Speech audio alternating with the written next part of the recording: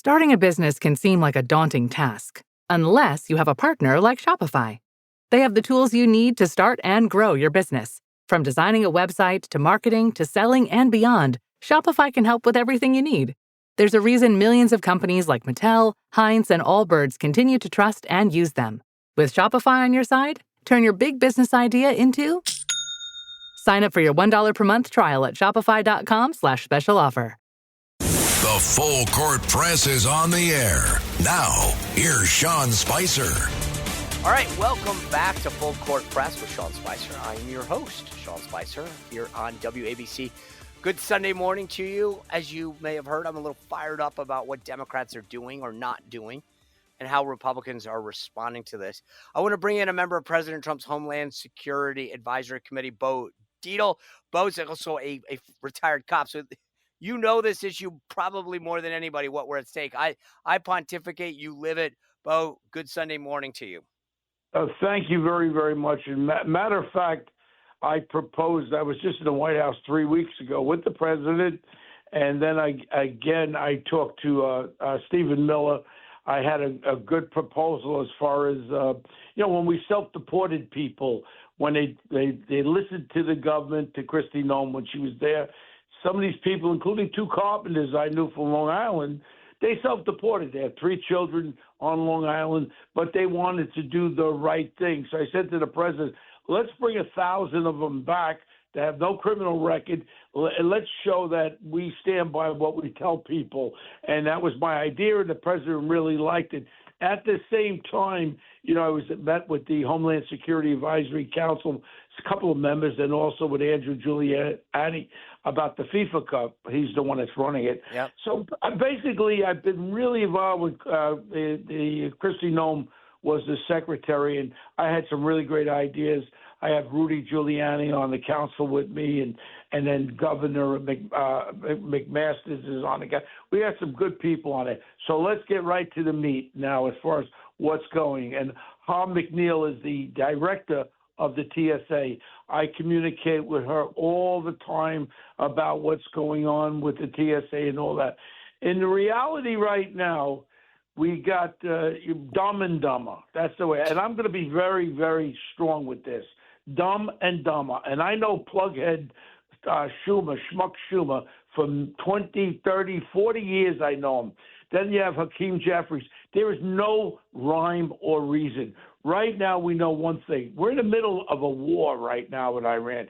And when people want to not recognize the fact that they're going to strike back, they're going to strike back in many ways. They have sleeper cells, and they're going to look for body counts. They might strike back by watching TSA now being low-graded. It's not up to par what's supposed to be. How about taking planes down with any kind of an explosive? This is what we should be dealing with instead of a bull crap about not funding the TSA. If anything, we should fund more. And, a lot of people don't know with the Homeland Security, we have CISA. That's the one when they hack into the computers, into our military, into our corporations. And then you have the Coast Guard, you have Secret Service, TSA, and on and on and on. There's no rhyme or reason. I remember 9/11. I was down there. I'm a retired New York City homicide detective. I went down there. I was not on the force. I had retired. And I remembered all about why Homeland Security was formed, was to put the intelligence together. And we know, Sean, we knew from the CIA about this bin Laden piece of garbage. We knew all about what al-Qaeda was about, but yet they wouldn't filter it over to the FBI and communicate with the intelligence. And that was the breakdown. I mean, you get these 18, 19 guys taking flight lessons. They have all this information. So now what I'm trying to get at right now is what we're facing right now with this dragging of the feet not to supply. I don't like what happened in Minnesota. First of all, Border Patrol, and I told this to the president, Border Patrol should have never been used in an inner city, especially a liberal inner city like that. They just looked for confrontation. They looked to harass. They looked to do everything. I would have pulled them out, and I would have said, you know what, Minnesota and Minneapolis, I tell you what, you will not get a penny of federal funding until you start turning over the convicted illegal immigrants over to ICE. Why should we have to go to their house? If they waited when they get locked up, which the violent ones get locked up all the time, and they get released. Chicago, New York, we have to be able to work with this. We don't need ICE roaming the streets. What we could do is we could wait for them to turn over the illegal criminal alien over to ICE, and we would have more than we can handle, I tell you the truth. Well, but here's I want to take this step by step.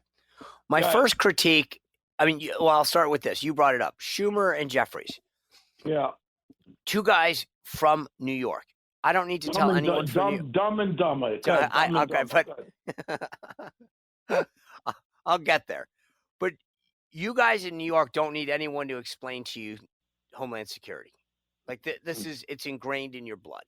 How did two guys from New York, Jeffries and Schumer, stand in the way of Homeland Security? I just played, Bo, in the last segment, Jeffries talking about not playing politics with DHS funding. And here they are playing politics with it. How do they get away with it in a city like New York City, in a state like New York? Very simple. Just as look as far as Gracie Mansion. When you got this lunatic Mondumi being elected, and you know how he was elected? DSA. Remember that, Democratic Socialists of America. This is what the AOC. Everybody's afraid of that. This is the new influx. And that guy from China, I think his name is Sigmund. What's his name? That billionaire guy. Him along with Soros are funding this DSA. They fund all the negative stuff against the cities, against the states, against the country. This guy has funded over $600 million. So what they do is they hit the ground, and they're afraid of him. All these politicians are afraid of him because they come, and when they come into a city with the votes and all that, they bring the votes out. They go door to door. They make sure that they get the votes. And this is what they're afraid. They're afraid if they don't go enough left and anti-ICE, anti-Homeland Security, anti-Trump. Let's be honest about it. It's all about anything that Trump wants to do or say, they have to be on the other side. And I tell you, it's just aggravating. A guy like Plughead Schumer, it's aggravating because he should have a little bit more intelligence. But now I see what he is. All he is full of baloney. And Hakeem Jeffries, can you just imagine the next Speaker of the House, if they take the House, you got this schmuck Hakeem Jeffries who – their intelligence level is very, very low in the sense that you have a responsibility. You have a responsibility being a congressman and a United States Senate. What should be the most important thing? The security and safety of your people. But Bo, I get the funding, okay? I get exactly what you just said, all the ads and that. But you got to tell me, when I go to New York City, there's a sense of people there are resilient. They don't forget. They don't forget. How did they get away? I get what they say. I get the ads that you just talked about with DSA. But explain to me, how do you, Hakeem Jeffries, look in the face of a New Yorker, particularly in the boroughs, and say, yeah, I'm the guy holding up TSA funding. I'm the guy holding up DHS funding. I don't understand how there's not, of all the places in the country, all the places, the folks in New York City aren't saying, Hakeem Jeffries, shame on you. Chuck Schumer, shame on you. Sean, all I got to do is tell people, your listeners, when you go to vote in November, remember these long lines. Remember the TSA. Those TSA workers make under $50,000 a year. They work from paycheck to paycheck, and there's no inference as far as no consideration for them or their families. How dare you, Hakeem? How dare you, Plughead Schumer, do this to these hardworking people who are there? And half of them, I think, are leaving. It's not going to go back very well, and there's no rhyme or reason. We can negotiate. If you want the ICE guys to have nameplates on, whatever you want to do, that could be negotiated. But the most important thing is security and safety immediately. And when you sit back and you're playing with people's lives like this, and this SAFE Act, the whole thing as far as the 85% of this country, Democrats and Republicans, support voter ID. So why are you doing this? What reason other than to be negative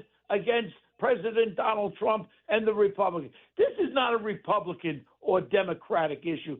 This is security and safety of Americans. And we know, God knows what we just saw in Chicago. I mean, how horrible that young girl was watching the Northern Lights. Yep. She gets shot in the head, dead. And then all of a sudden you get a schmuck, that mayor there, that idiot, and that fat guy, that governor there. And the woman comes out and says, well, she was in the wrong place at the wrong time. She may have startled this illegal criminal immigrant. I mean, Sean, I go crazy when I listen to these people, and they get voted. No one cares about. When I was a Fox News contributor for 12 years, I used to talk about with Hannity and O'Reilly. I used to give the count of people killed. Then you had a guy named Obama, President Obama, who came out of that. He was one of these district leaders, whatever the hell he was. He became a senator overnight, United States Senate. Nobody cared about the tens of thousands of people in Chicago, 98% mostly black, were being murdered. Nobody cares. Where is the sensibility of this whole thing? And it's going to happen. We just had a guy, a veteran, pushed in front of a train, killed in New York City. And the guy, again, was another criminal, illegal alien. What is the problem? We want America. My mom comes from Sicily, Catania. My father comes from Germany. I'm first generation. I love this country more than Italy, Germany. I don't give a crap about them. I care about America. When you come into this country, you abide by the rules and regulations. You commit crime and you become a criminal, we don't want you. Let's get them out. So let me ask you this. I want to flip the parties because I made the case just a minute ago before you got on that Republicans, people, no one would mistake the level of passion that you have. You're out there fighting. You're talking about it. I love it. Where the hell is that on the Republican side? Where are those? I mean, part of the point that I made, Bo, just a little while ago was the Democrats are to blame. 100% we're in this situation because of them. But there is no opposition. There's no one in Republican Party politics right now out there making the Democrats feel the pain, explain that they're the ones to blame for this.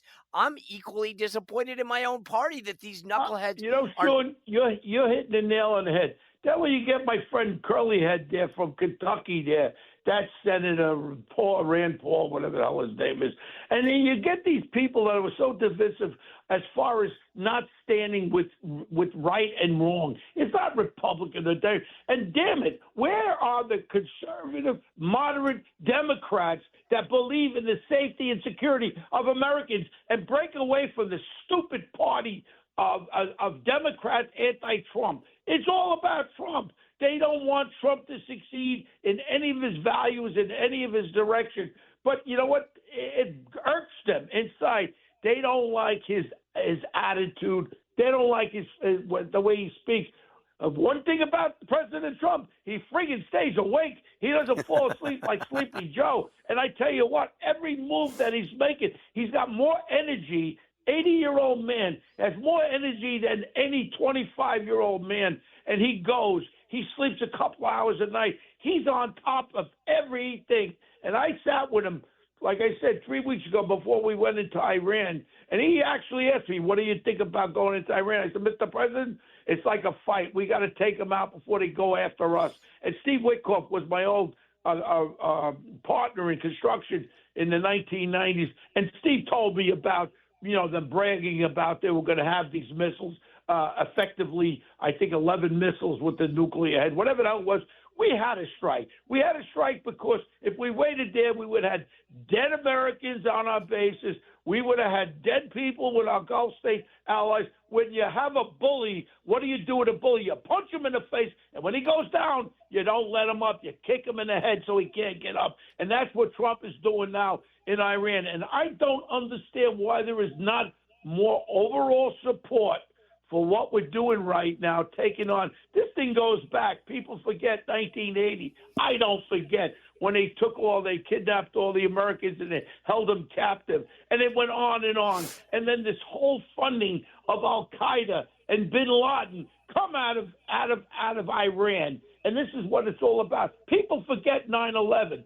I don't forget 9/11. And you know what? It's going to happen here in How do you think they're going to get back at us right now? They're going to go and they're going to kill Americans. You're listening to it now, and you can replay it when it happens. I guarantee it's going to happen. Not maybe.